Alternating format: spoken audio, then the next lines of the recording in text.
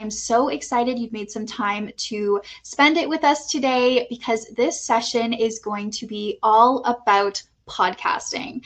And since we planned this episode, I have been so excited because podcasting is such a great and fun way to connect with your audience. And we have such an incredible guest with us today to speak all things podcasting and give us some industry expert knowledge. So without further ado, I'm going to introduce to you our guest, and his name is Elijah, and he is a seasoned podcast producer and mentor at Talk Podcasts with Me. He has a background that spans over a decade in Fortune 500 companies and has a deep passion for podcasting.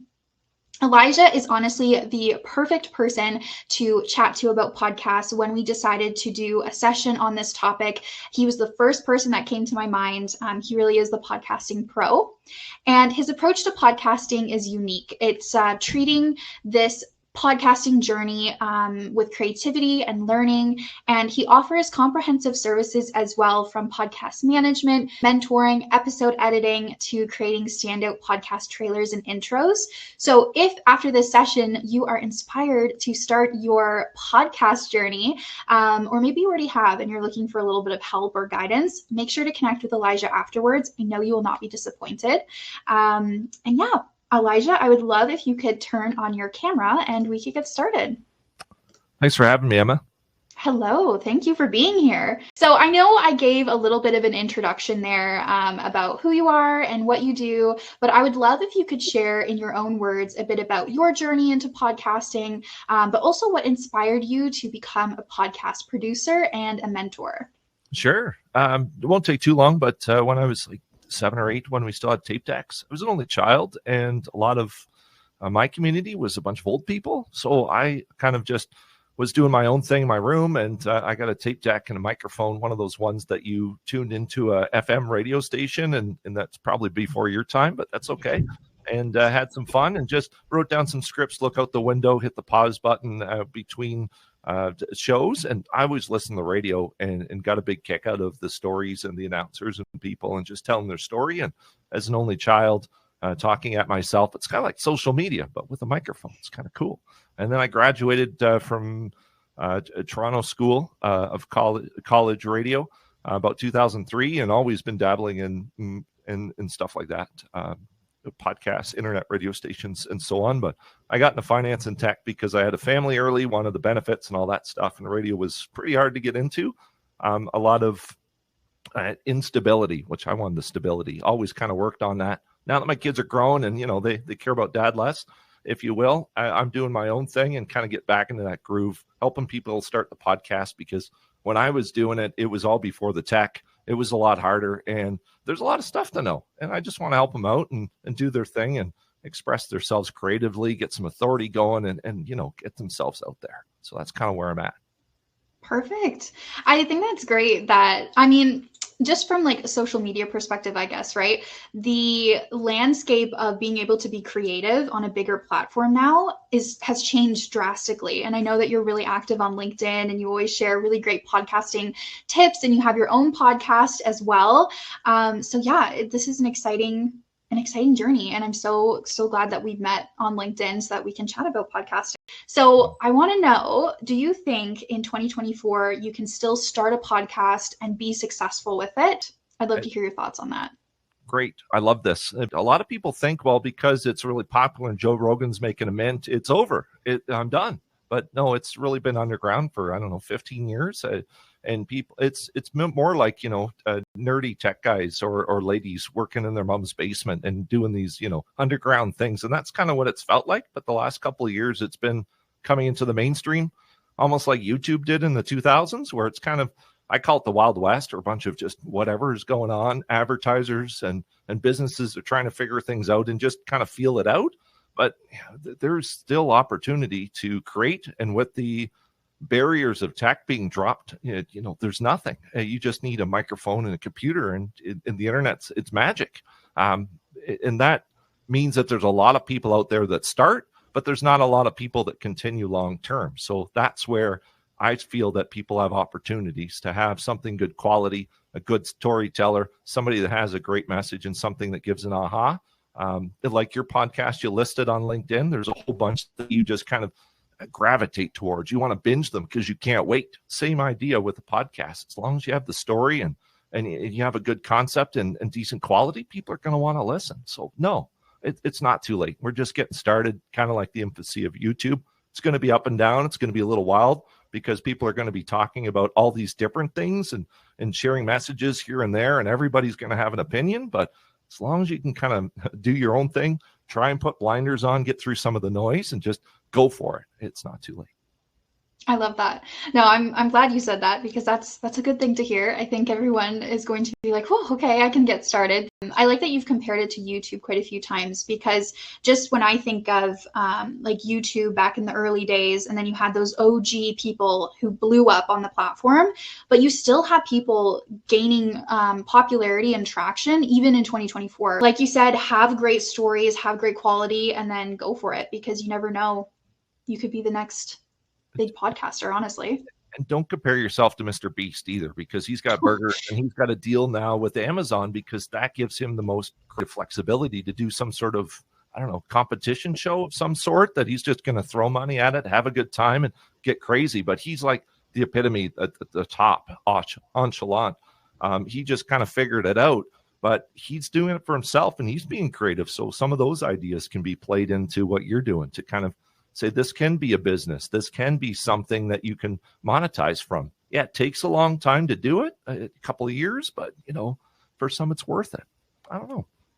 Yeah, no, I think that's true, because a lot of times we want to be super successful right away, or go super viral, or have all of the great success overnight. But a lot of times, like Mr. Beast, like he had to do content when nobody was watching, and then he had to grow that audience. And now, yeah, he's got millions and millions of people. But okay, so I'm curious, right? So our session for today is really focused on people who want to start a podcast. They haven't maybe really gone about doing it yet, but they definitely know that that's something that they want to pursue. So someone who's just beginning that journey and thinking about it, what are the first steps that they should take? Maybe there's a couple that are really important that they should be thinking about.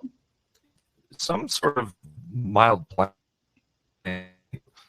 more than just your first episode, to kind of have a frame of reference. Be like, okay, what I want to talk about, what's my messaging? And it comes with anything that you're creating. You want to have some sort of consistent message. You want to come across, finding people to make sure that they're ready to listen. You're going to need some equipment to record your voice and some softwares. We can get that later, but a basic plan, some equipment, knowing what you're going to say, and maybe practice a bit so that you can become a decent communicator, so that you're not nervous, you're not reserved, and you're willing to be a confident communicator without kind of stumbling across your words, and then effectively having to do more work later if you're doing the DIY thing. So some of those basics for sure want to get out right away.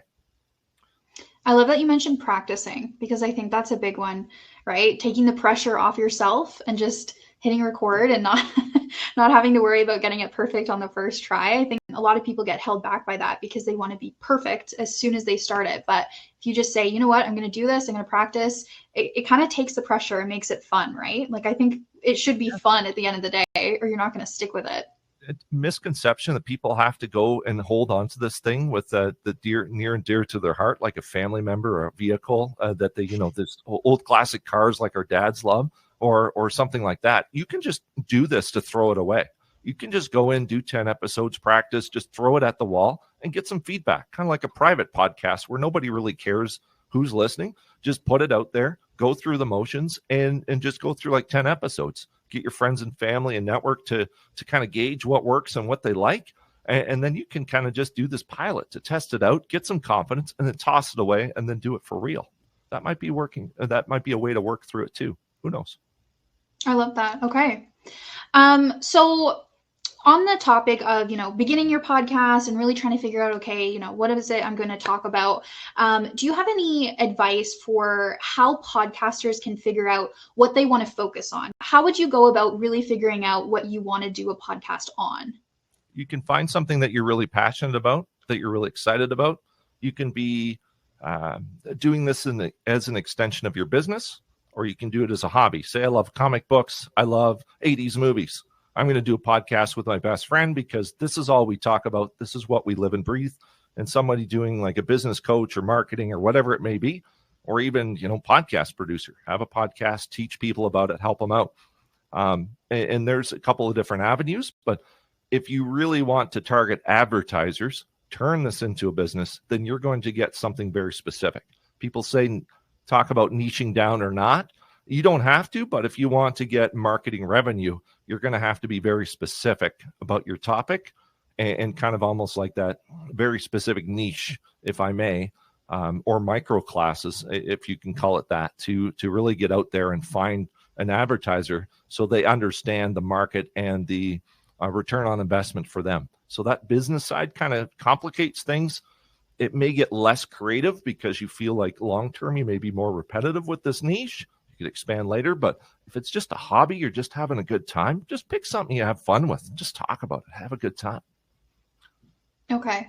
Yeah. So it's almost, you've got to figure out what your goal is for the podcast, right? Is it a hobby? Is it something you just want to do? Or is this something you want to monetize? Absolutely. Yeah. Okay.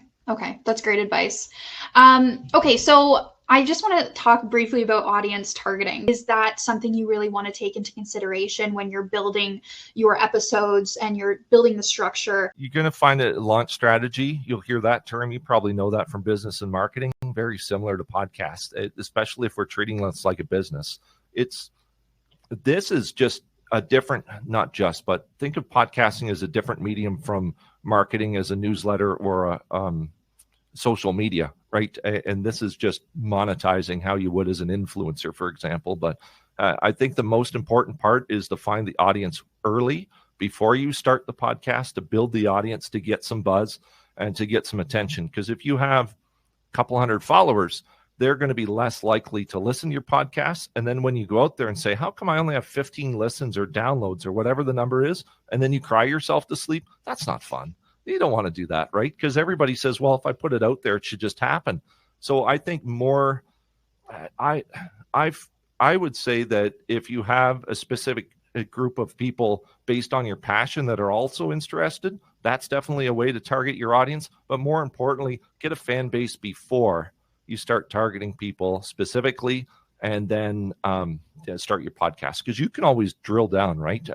You could either get a mass amount of people on socials or wherever your following is, or you can get a specific group that's totally interested and totally buying into the topic. But have the people first. That's what I would suggest is more important than saying getting the specific audience members that you need. Okay. Yeah, I think that's great advice as well, because when you're trying to build an audience and trying to build people that want to listen to your podcast, I do think that it's probably a little bit more difficult to just have people stumble upon your podcast as opposed to having that recognition already, and then people can funnel in from your social following and go, oh, I follow this person and they're really great. I'm going to listen to, 45 minutes, 20 minutes of their podcast episode. Yeah.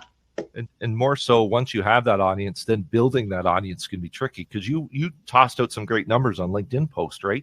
3 million podcasts are available. A lot of them are stagnant. There is a bit of noise that you have to worry about, right? There is a bit of that where you still got to market yourself. But if you have a core audience that's buying into all this stuff, that's having a great time with your topic, then you should be off to a great start, hopefully. Okay. I love that. Awesome. Okay. So let's move into some technical questions, because, building an audience is great and everything, but if you don't have the right equipment or any equipment at all, then you're going to struggle to make a podcast. So I'd love to pick your brain and just ask you what the must-have pieces specifically for beginners would be. Really depends how far along your vision is. So if you're looking at today, tomorrow, go with a USB mic. That's about, $100, $200. And then a computer, which you probably already have. And then there's some softwares that we can talk about. If you're looking at doing this for more than a couple of years, I would look at about the $500 range. And that is a microphone that needs a cable similar to mine. It's called XLR. That's just like the stage mics and like the Taylor Swift and comedians use this similar type of microphone with a cable. Goes into an audio interface that gives you an opportunity to kind of boost the sound a bit so you don't have to, I call it farting around, or you have to edit and do all this magic behind the scenes. And then it goes into your computer and you have knobs and gizmos to worry about. But it's just the reason I picked number 2 for long term is because you have more control of the sound that goes into your microphone. So you have the microphone, you have a cable, and you have a box called an audio interface that does some of the magic behind the scenes to make sure your sound is decent enough that you don't have a bunch of air or hiss or nonsense that you got to edit out.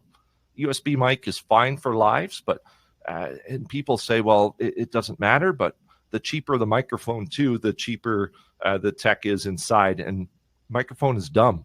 And if you try to update or try to offset the cheapness of the microphone, the more headache you're going to have with your sound, sounding less professional, and then of course more editing you have to do. So it depends if you want to do the short term or just once in a while. Go for the USB mic that plugs right into your computer, because it doesn't matter a whole lot. But if you're going long term, you'll need a microphone, audio interface, and then a computer that's decent enough to handle the modern software. I think that's interesting to hear, kind of base it off of what you're trying to accomplish and look at your long-term goals. It's like investing in anything, right? If you cheap out in the beginning, then you're probably just going to have to replace it. $400 really isn't that expensive considering we're doing a whole creative production, right? You get into video or audio and all these, I don't know, big radio stations spend tens of thousands, if anybody actually listens to radio anymore. But, for a couple $100 just to set you for 5 or 10 years, it's really not that bad. But some people kind of gaff and go, that's too much, I can't. So just stick with the USB mic. It's $100, just plug it in and have some fun practice. If you're going to stick with it, maybe upgrade a little bit. I did some blogs and that stuff about kind of breaking down the different equipment. If you want me to pass that around, I can, or if you want to talk more, absolutely welcome to. So I know you mentioned software as well. So I'd love to know, what are your software recommendations? What do you need for editing, specifically for beginners, right? If you were just starting out, what would be something that would be still good quality, like you're able to use it, but it's not super complicated? If you're not an audio nerd or geek like me, then you're probably good enough with Descript or Descript. It's AI based and it covers the basics. I call it as a good enough category. It's like $20 a month, and you can edit audio like you're editing a Word document. So you'll go, or a text file. So you'll go and highlight the text or delete text or whatever, and it'll just kind of take care of it and remove it from the sound. And when you're recording on video, then you can also make Instagram clips and stuff like that. So super handy. It's an all-in-one tool, and it comes with recording software. So if you're doing a lot of podcasts that are remote like this, where in different houses, then absolutely great to have all that in one shot. You can take the video called Squadcast. You can go to Descript, import it right there, edit the words out like you're editing, I don't know, copywriter sort of thing, and then you can just go and export it to your computer and then dump that to your podcast host or the internet or wherever, maybe on Substack, wherever it goes. So that's one I would go for because it's an all-in-one and it's great for just starting out. It does clip off some of the, like if you're cutting out ums and ahs, you can go through the text, dump it and delete it, but it's not always perfect. So I'll caution you there. It's good enough, but sometimes it's not perfect because it's, AI generated. It's trying to do a best guess based on the words. There's software like Audacity, which is more for the audio folks who have an ear. You'll actually have to go and edit the sound file, and you'll see pictures of the sound waves and clip everything out. But it's free, and it's really great. It doesn't take a lot of a learning curve, especially if you're just recording and not editing. That's even better because you can just record it and go. Step Up would be part of the Creative Suite on Apple's products. Audition, it has more workflow efficiencies and templates and all that stuff, something like I would use to probably be seasoned or helping people edit their podcasts. So 3 options: Descript, which I've used quite a bit, especially for video because I'm not great at video editing. And then you can use it as audio. And then Audacity is a tried and true podcast editing tool you can use for free, Mac, Windows, whatever. And then an upgrade I would recommend to start out as a first paid tool would be Audition to get that going. Okay. I mean, that's great. I think you've just given us a lot of tips there. Definitely going to check those out. But I'm glad that you mentioned as well that you can you can film your podcast and then you can have video content as well that goes with it and slice it up into smaller pieces. Because, like you said, if you're building an audience on your social platforms, I've seen this do really well on TikTok specifically, where you have podcasters who have just little clips of their episodes and they're 15 seconds long, and it builds that intrigue for people. And then you're able to say, oh, like, what's that podcast? I want to watch that or listen to that. And you can drive more engagement through to your podcast. So I'm really glad that you mentioned that as well and gave a tool to help with that.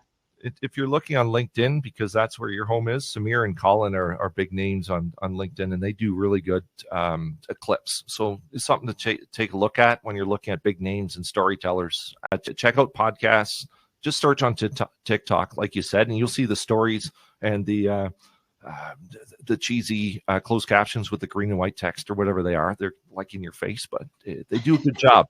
So if you can tell stories, hook people in just like a writing hook, get those videos, because people want to look at something. They'll go in and then do the dishes, listen to your podcast later. Absolutely. We talked about mics, we talked about software, but when it comes to your filming location, when you're actually sitting down to film your podcast, I know some people have studios where it's soundproof and you can really get that crisp sound, but if you're filming at home or recording at home, where would you recommend? Like, are you sitting in a closet? Are you okay to sit at your desk? Like, what would you recommend for someone who wants to get really good quality? Good question, because there's a whole slew of answers that could go sideways fast. But just to make it easy, you're recording your room. So that's the one thing that people forget about. The voice is here, but the whole room is being recorded around me. So usually I'll shut the door. Carpet on the floor is great. I have a friend in Spain who has all tile, and it sounds like they're in a concert hall and everything's bouncing around. They're distracted all day. It's tough, even for folks like me who have ADHD, can't focus. If you're too close to a window, you'll see the sound bounces off. If you're too close, like this close, give it a distance, and then make sure your walls have something on them. If you have 12-foot ceilings, you might want to have something like artwork or something around so you can absorb. It just don't have to go crazy and spend money, but if you have blinds on your window, you have carpets on the floor, you have some stuff in your room so it doesn't sound like you're in a sports stadium, that's called the echo or reverb, or in a cave, then you're probably okay. Just make sure that you don't have fans on or the air con going or whatever, because all that stuff's going to create noise and a pain in the butt. And try to make sure that you can bribe the neighborhood dogs with steak or something before you podcast. Have your windows closed, a decent size room, maybe some artwork. It doesn't have to be expensive, and then close your door, shut your windows, and then have some stuff around so you can absorb the noise. It's just creating that sense of closeness that you want without sounding like you're in a faraway land and competing with train noises, all that sort of thing. So yeah. That's what I would say. Use your bedroom with a carpet and generally should be okay. If you're hardcore, put your computer in one room so that it can create noise, and then go in your closet. Just remember to open the door to breathe once in a while, and that works too. Yeah. There are other things you can get, like little boxes that surround your microphone to do all this, but that's extreme circumstances. Like I said, if you're a voice actor or you're trying to be super pro and go for the hustle culture like in LinkedIn, then we can do that. But generally, just have a room with carpet. You should be fine. Okay. Great. That's nice to hear. So you don't have to go and shut yourself in the closet. You can film in your bedroom. So your microphone sounds decent for the live, right? You got some cool couches, you got a smaller room with carpet on it, and probably a closed door. So I would say that's a great start, especially for people who have 2+1s or 1+1. You have that +1 with a door on it. It should be fine. Yeah. Perfect. Okay. So let's move into some questions about guest management. When we're talking about podcasts, sometimes we have solo podcasts, and then we have podcasts where people are going to interview other industry experts or just friends, or, whatever it is that you're kind of trying to do on your podcast. But what would be your advice for finding guests that you want to interview in order for them to add value to your podcast? Is there websites you can use? Should you just use your connections? What would be your advice for that? Yes. Some websites that are is free and popular, like Padverb, so P with an adverb. .com. There's a lot of guest listings and contact information, a way to outreach people, and you can kind of have like almost like a minor social media sense. Podchaser is a website where you can basically claim all of your episodes and guests and achievements. So you can have basically like a list or a portfolio. Here's what I do podcasting. Have a nice day. And you can find people to guest with or what have you. And especially your network, like go to social media. Outreach is how I usually do it. Extension is that you can get people to do this for you. They'll take a fee. And whether it's worth it for you or not, it depends on how much your time is worth. Sometimes they'll charge about $75 to get some guest appearances, depending on how many they do. That's an option too. But there's tons of websites out. There's Facebook groups. There's other social groups. There's Discord if you're kind of techie.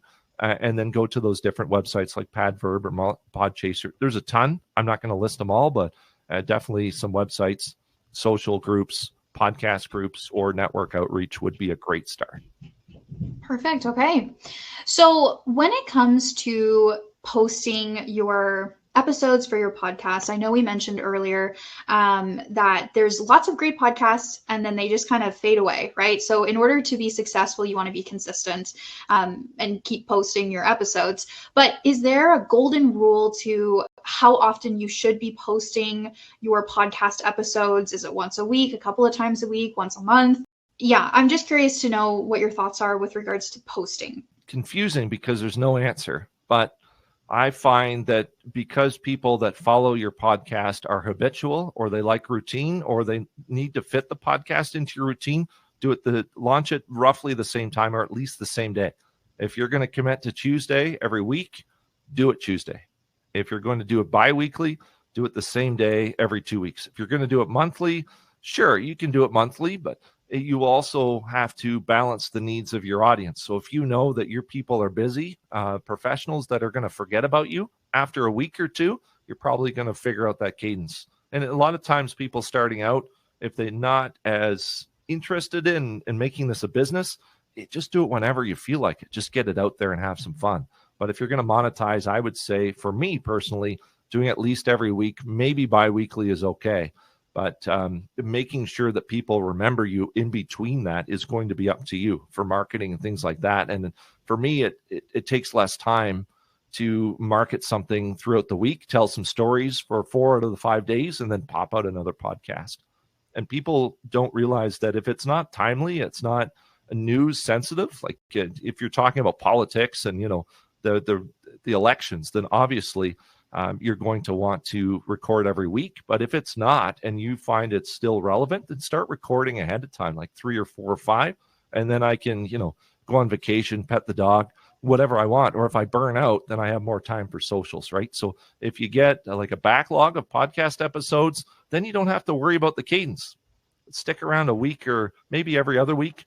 If you want to go crazy, you can do like 5 minutes episodes every day. Some people do that for agile or corporate stuff where they're just like, I'm going to have a hot take, answer some questions, and off I go. So how established are you? How motivated are you? How much time do you have? And how much time do you want to spend trying to remind people that you exist? That will come into your cadence, your availability, and how much you want to do this. But like anything, be consistent and know when you're going to show up so that people will expect it and get excited for it. Okay. Yeah, I'm glad that you mentioned batching, but also having a different format for podcast episodes as well, like that little 5-minute bite-sized piece that you can do. Because I think a lot of times we think, oh, I have to film or record for an hour or 45 minutes or 20 minutes, but you could do 5 minutes, right? And then do more consistently. I really like that idea. I think that's a nice one to consider. Then the more active you are, like social media, the more you'll be at the top of a pile, the more people they'll gauge interest, the more people they'll find you, because everybody has different schedules and patterns, right? So something to consider. It's fighting for that attention sometimes, unfortunately, comes into play with this podcast stuff, just how it is. You mentioned some monetization, so I do just want to ask you a couple questions about that. Yeah. If you're starting it as a hobby and you're not really worried about monetizing it, that's fine. But if you are looking to start the podcast to monetize it, what are some ways that you can actually make a profit from podcasting? The options are available. You could cold outreach. You could just do outbound sales.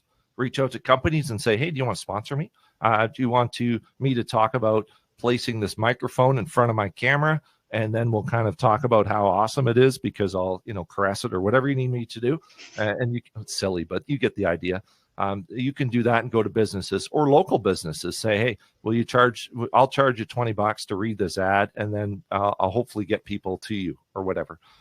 You can also get the hosting companies like your podcast home on the internet. They have hosting services, and there's a lot of monetizing options. Dynamic ads, meaning they'll drop in ads whenever they feel like it, kind of thing throughout your podcast. Or you can read an advertisement, or you can put one together and polish it up and make it sound all commercial like I don't know, like whoever. And then you can charge a bit more for that. Or you can get into subscriptions. And then, through Apple or Spotify, you have a monthly subscription. There's Podbean, you can get into a membership, but you're also creating a separate feed. Whereas Apple subscriptions, you can have that content already in the feed and they just give you money. Similar to like Superbucks or something on YouTube, where you just kind of do that. You can ask for donations, buymeacoffee.com or something like that. You can do that too. Or Substack. That's another way to do. People do these private podcasts, which is just a podcast behind a paywall.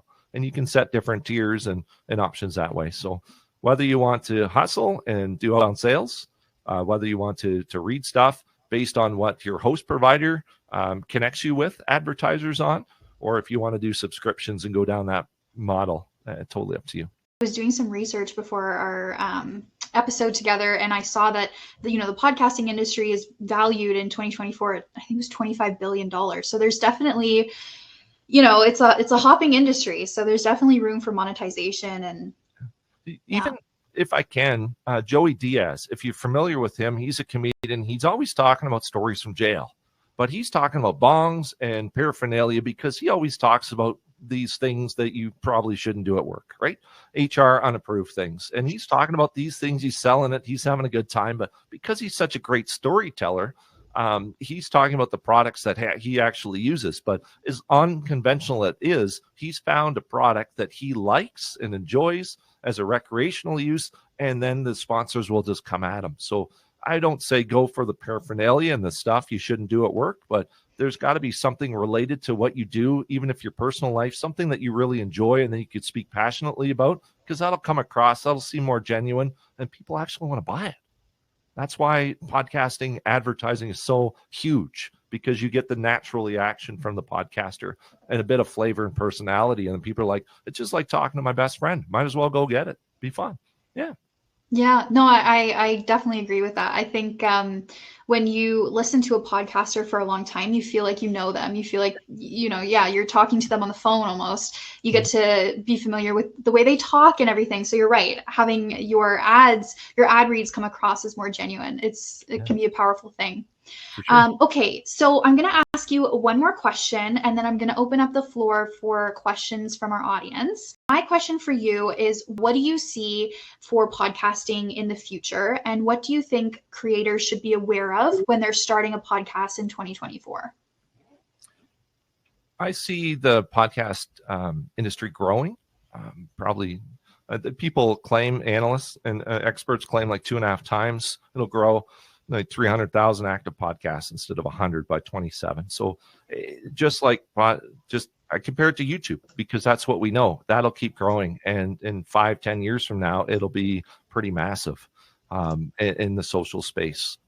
I don't see anything particular, but I see that advertisers are going to flip between these live reads, the commercials that they read on the air, or the podcast, and move more to subscription models and merch and things like that people are going to try and capitalize on, because the advertisers are kind of sending mixed messages what they want, and they're still having a difficult time trying to figure out how to capitalize on it. And they understand YouTube, so they're kind of going there, and it kind of forces podcasters to go to subscriptions to charge people monthly fees and things like that.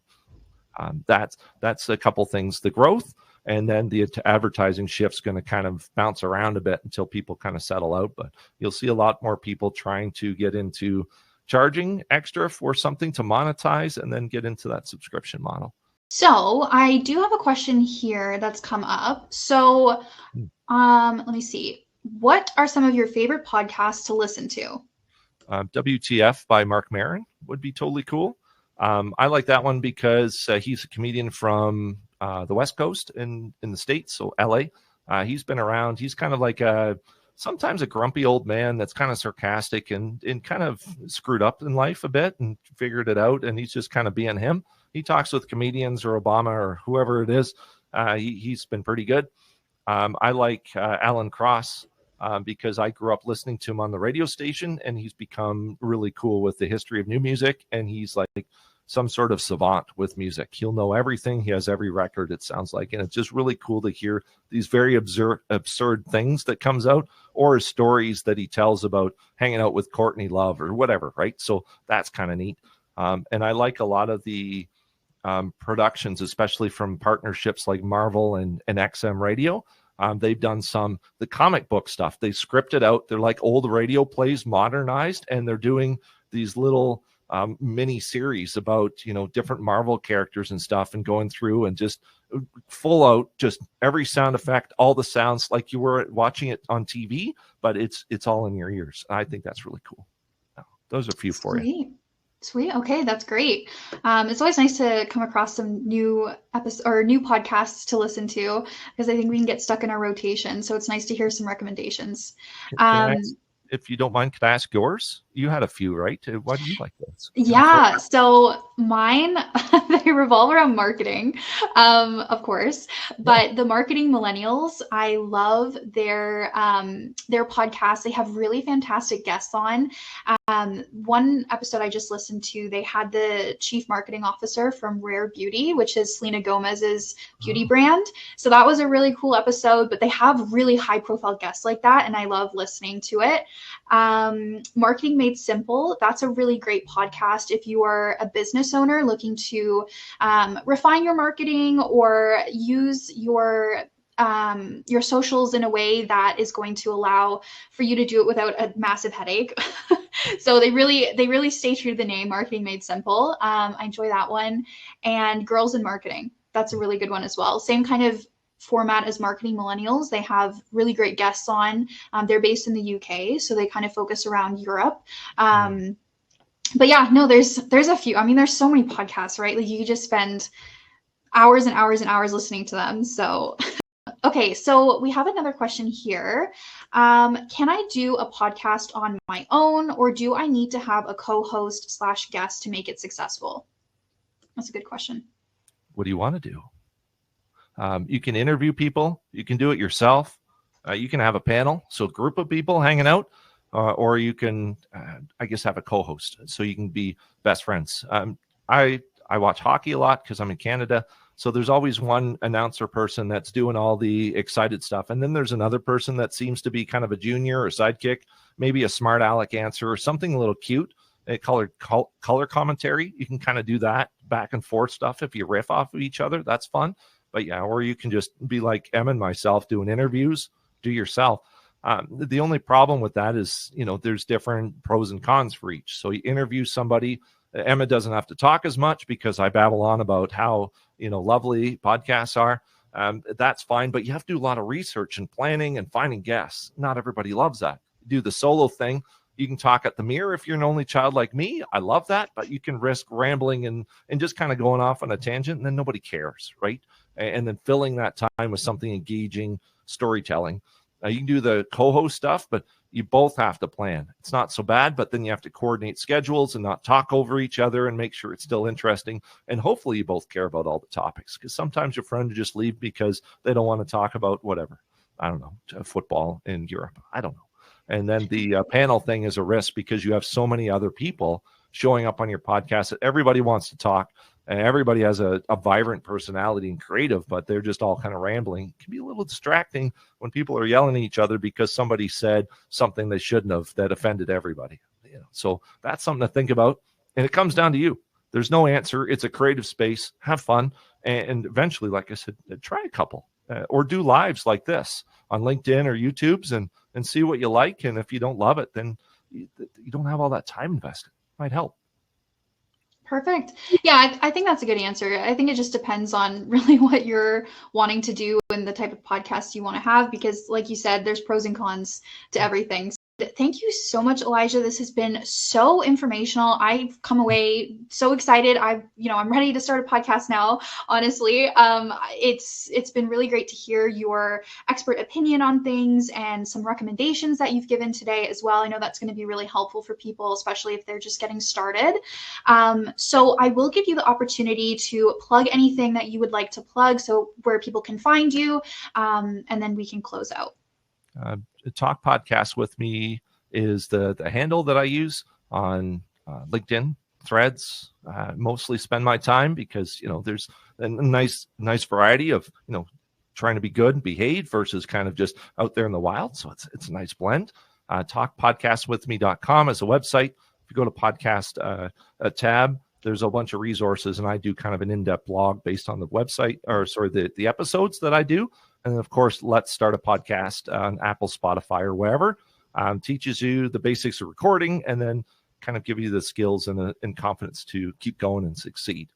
In season 2 now, it's fun to listen to. Pretend we're best friends without even seeing each other. A nice way to listen to the podcast, too. So that's all I have for you, Emma. Elijah, thank you so much. And I hope you have a fantastic rest of your day.